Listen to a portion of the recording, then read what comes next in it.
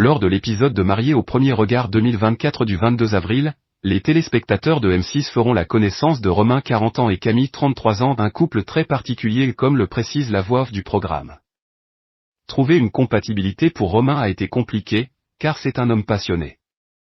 Alors si ce n'est pas passionnel, cela ne vaut pas la peine d'être vécu pour lui.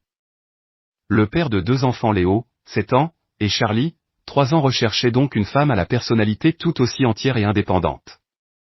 Et selon les experts, il s'agit de Camille, qui a un caractère bien trempé et qui est très très difficile. Elle espérait rencontrer une pépite grâce à cette expérience.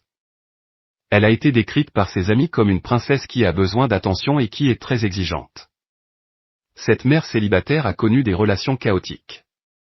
Elle s'est souvent oubliée et a donc souvent été traitée comme un pantin. Elle en a pris conscience il y a 3 ans, lorsque sa relation avec le père de sa fille de 4 ans a pris fin brusquement. Un jour, j'ai découvert qu'il avait rencontré quelqu'un d'autre alors qu'il m'avait demandé en mariage 6 mois avant. Je suis tombé de 16 étages.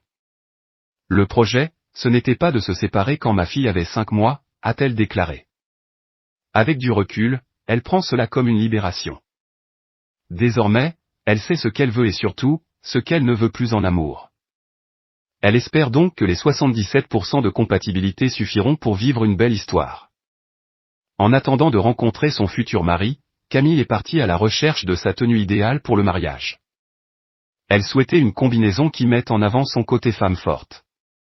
Mais son essayage ne s'est pas passé comme elle l'espérait. Si elle a eu un coup de cœur pour une combi blanche fluide et dos nu, elle a vite vu que ses amis ne partageaient pas son opinion.